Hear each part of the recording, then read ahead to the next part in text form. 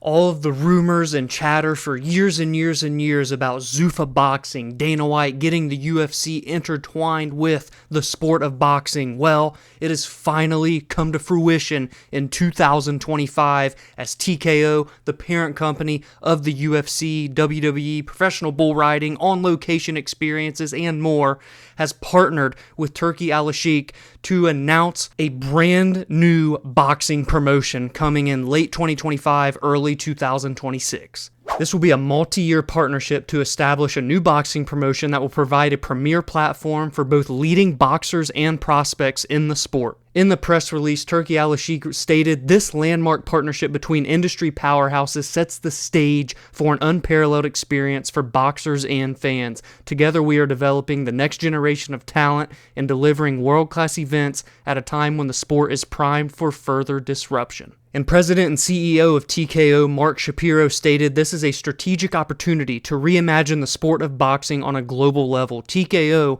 has the deep expertise, promotional prowess, and long-standing relationships alongside Turki Alalshikh and Sela share the same passion and vision for evolving the current boxing model. Together we can bring the sweet science back to its rightful place in the forefront of the global sports ecosystem." TKO will serve as the managing partner, providing day-to-day operational expertise, management, and oversight of the promotion, with executive leadership anchored by UFC President and CEO Dana White and WWE President and TKO board member Nick Khan. It is said that it will be a highly structured system that will develop new talent from around the world, including athlete combines and academies, access for all boxers to the UFC Performance Institute in Las Vegas for training, rehab, nutrition, and more. And as already stated in the press release, TKO will be at the forefront of the production, media, and promotions of all of the events, including the in-arena experiences and the broadcasts on television/streaming platforms. This truly feels like a very big deal, a monumental day for the UFC, for TKO, and for combat sports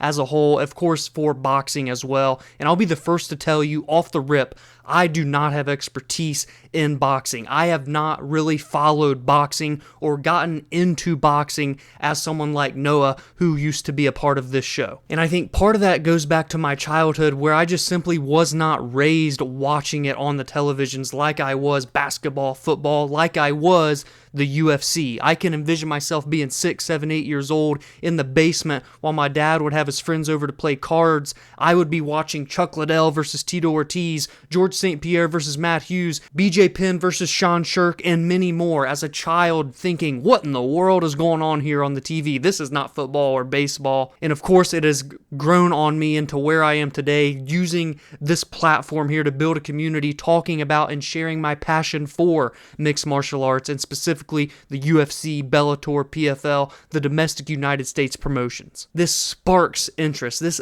gets me excited for what is to come. And I think you pair my lack of interest to boxing with my upbringing as a child, with, I think, the complex nature of the sport and the barrier in which there is to enter as a fan. You look at all of the different weight classes, all of the different belts, all of the different promotions, the politics in boxing that I can't really speak to, with the judging and certain fights coming together, certain fights not coming together, certain fights coming together but way longer than it should have taken to come together. I think that makes it hard for new fans to just jump right in and begin watching the sport. Whereas if you're someone who's never watched MMA before, specifically the UFC, you can turn on the pay-per-view this coming weekend and see the champion of the world at light heavyweight versus the number one contender, Magomed Ankalaev, Alex Pereira, and know, okay, those are the two best light heavyweights on the planet right now, and they're fighting for the championship. But in boxing, you'll have a champion with 3 belts on his shoulder taking on another champion with 7 belts on his shoulder, and they're fighting for just one of those belts, and it just seems very confusing. Pair that with the fact that the big fights, the best versus the best, are so very rare in boxing, at least when compared to how often we get them in the UFC, which is borderline every single week. But that is where Turki Alalshikh has played such a big deal over the last last 2 years, coming in with the Saudi Arabian government, being the chairman of the General Entertainment Authority in Saudi Arabia. They have the backing, the money, and the power to make big fights happen that people want to see. So you pair that and the success that they have been having over the last couple of years with all of the expertise that the UFC has, and even the likes of Nick Khan and the WWE, the biggest mixed martial arts promotion on planet Earth, the biggest professional wrestling promotion on planet Earth, together, all of the success that they have had for 30 plus years if you're the UFC, and 50 plus years if you're WWE, and that just makes for a very powerful combination of people with a lot of experience putting on high-level events in combat sports. I would love to hear from you all in the comments below on this big announcement today from TKO, from Turki Alalshikh, Dana White, Nick Khan, everything in between. TKO just announced recently that they had purchased Professional Bull Riding On Location and a couple of other smaller ventures in the sports industry, so they continue to climb as a publicly traded company. And now you bring boxing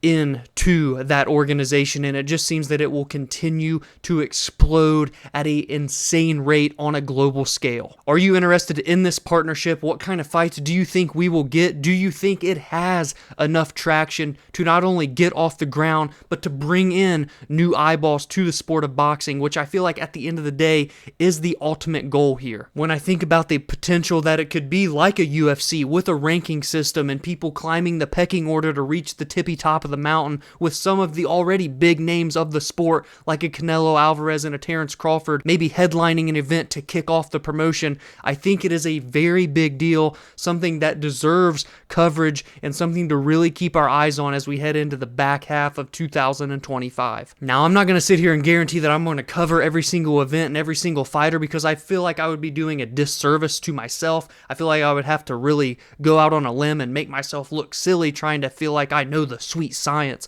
of boxing, whereas for the UFC and mixed martial arts events, I feel well versed in the skills that these fighters have, paired with the storylines and what is at stake going into their bouts, because I keep up with it and follow it every single day for years and years and years. I can't say that I have that same passion for boxing, but I will try my best to cover the big news, cover the big fights, and maybe, just maybe one day, I'm breaking down every single event that they have. Time will tell, but I am excited, and I'm curious to hear your excitement level on a scale of 1 to 10 and what you think is to come with this massive partnership. If you enjoyed this video, please be sure to drop a like and subscribe to the channel if you are new.